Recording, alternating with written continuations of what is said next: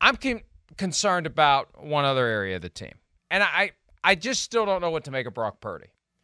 And I've seen some criticism of the deep ball accuracy, and last night he was off on some throws. Let's have a listen to Kyle Shanahan, head coach of the 49ers, on his assessment of Brock Purdy from start to finish last night. Slow start, got it done. Let's hear what Shanahan thought. Yeah, he missed a couple today, and guys made a couple of real good catches also. But, I thought it was just a huge challenge, one of the biggest ones Brock's been in, just to, the short week to prepare for a scheme like that, just how much they do with, they had 6 guys on the line of scrimmage throughout the game. Half the time they're coming, half the time they're not. There's not a comfortable play throughout a game, from a play call standpoint and from the quarterback, just because there's a lot of plays that don't work versus that. And so you got to constantly be looking at it, and sometimes they do, sometimes they don't, which is a huge challenge for a quarterback. And I thought he settled down throughout it as the game went and ended up playing good enough for us to win. He had over 300 yards passing for the first time in a regular season game, 310 on 37 throws and 25 completions. I was surprised by this stat. He dropped back to pass 39 times, Peter. The Giants blitzed 33.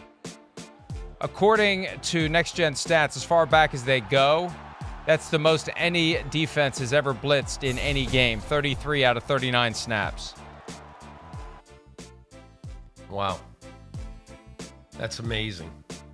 Well, when I see that, Mike, and first of all, I have great respect. I work with the people from Next Gen Stats, and they are really terrific.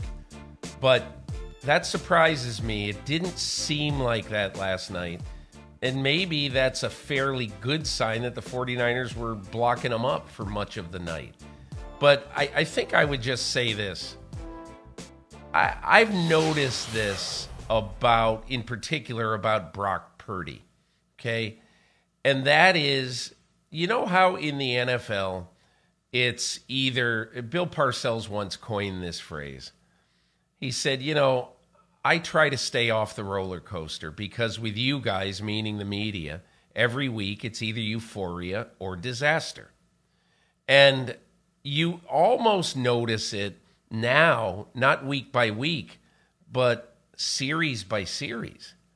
If you were on social media last night, which I was occasionally monitoring the game and watching the game, doing the second screen, the level of angst and worry about Brock Purdy.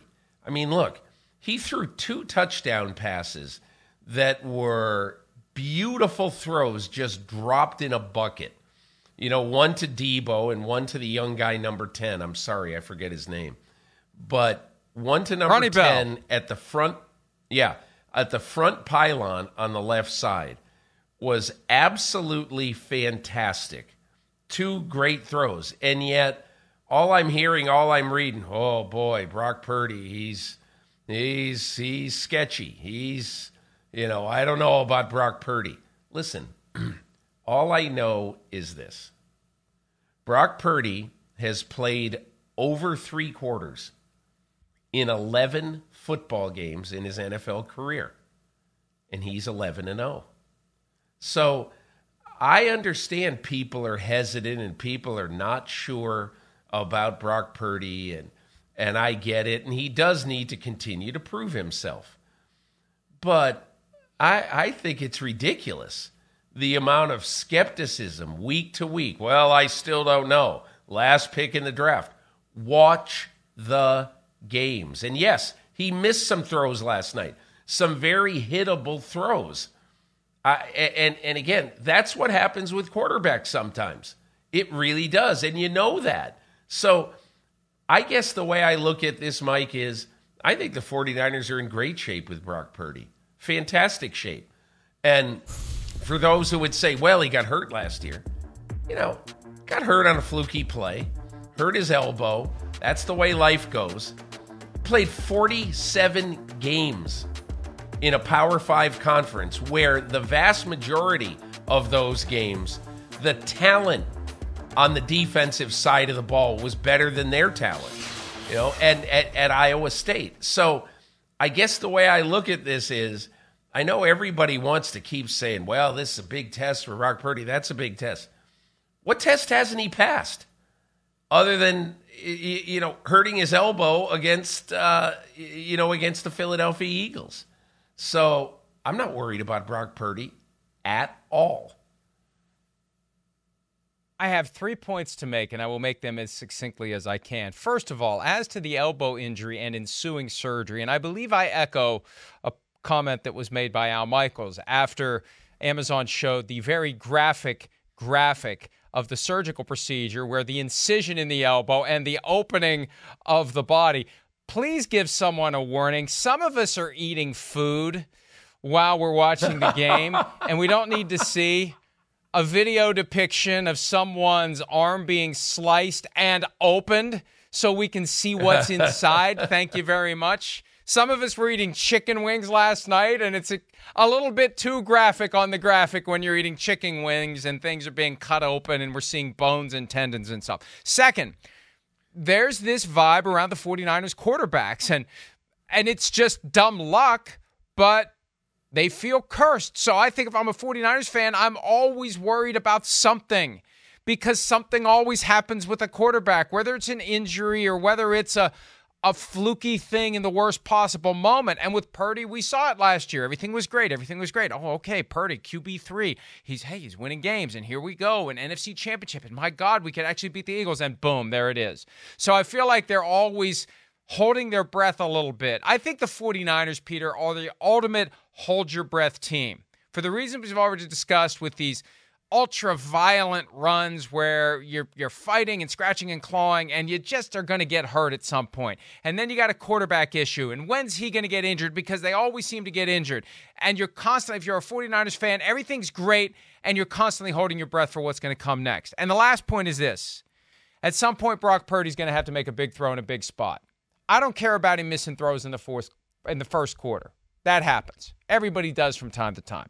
What I care about is when that moment arrives, like Jimmy Garoppolo at the end of Super Bowl 54, after the Chiefs take the lead and Emmanuel Sanders is open and Garoppolo misses him. Not that that's the easiest throw in the world, but Sanders was open and Garoppolo missed him. There's going to be an occasion like that against a great quarterback, and it may not come until the Super Bowl if they get there.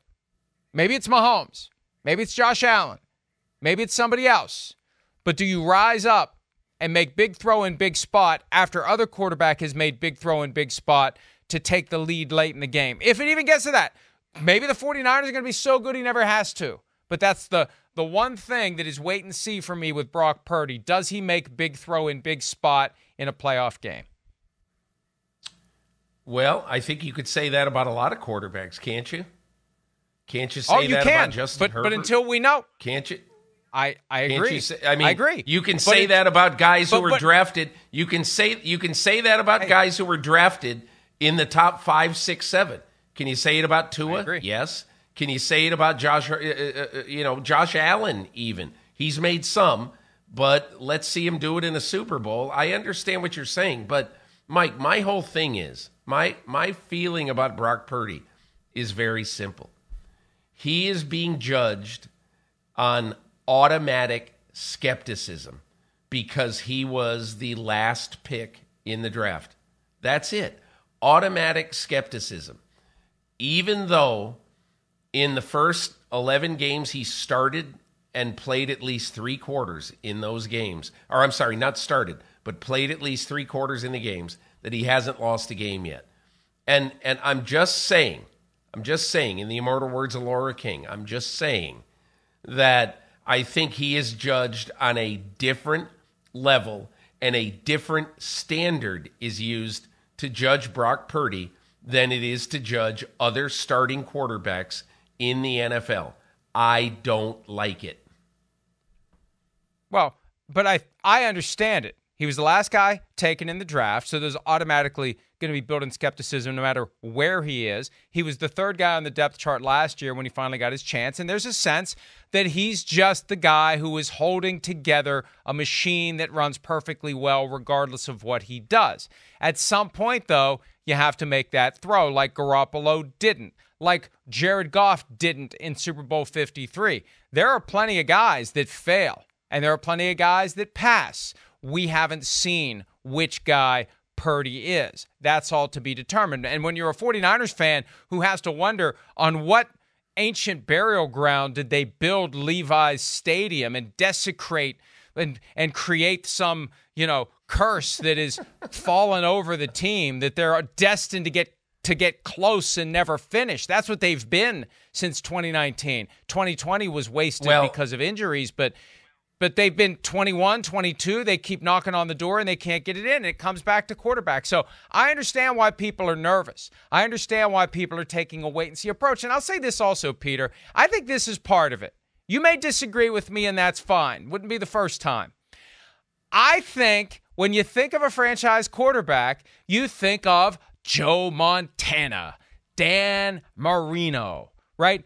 Brock Purdy is just kind of a weird name. It doesn't sound like a franchise quarterback name. Purdy's a little too close to Turdy.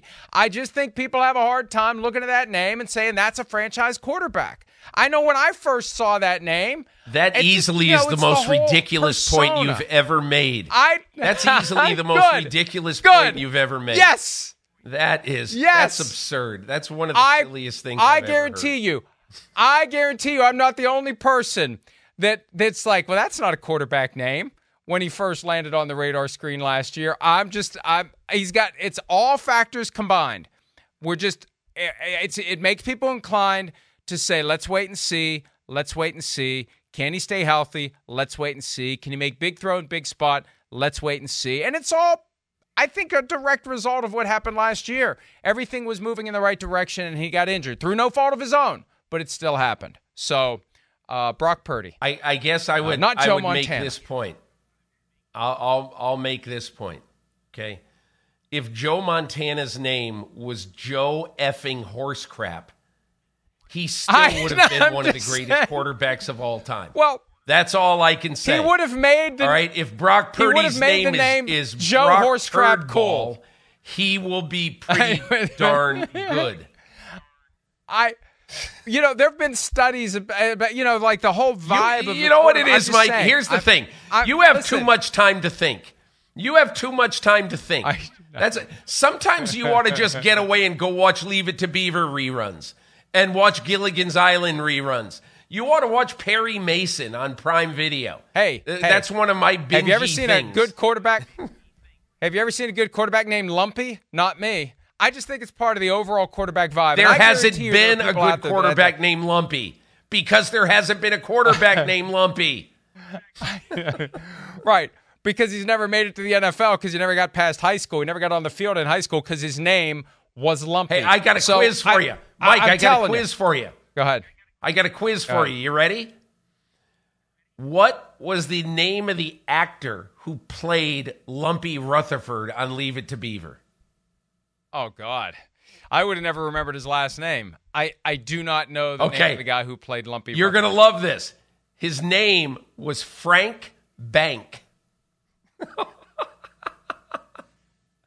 Now that's a name that I can get behind. I used to watch the credits. That's a Frank name I Bank. can get behind. I will say this before we move on, and I appreciate the fact that we disagree on this. All I know is when I first saw the name that he was entering the fray, I thought that doesn't sound like a quarterback name. And I think other people, if I react to that way, that was my human reaction. Man, that doesn't sound like a quarterback name. I think others do the same, and it factors into just the overall question, is this guy the guy that the 49ers have been waiting for? Is this the guy who makes it factors in the overall question in the Florio Wikipedia page? I'm not the only one like me. I'm not the only one like me. I don't know. You tell me.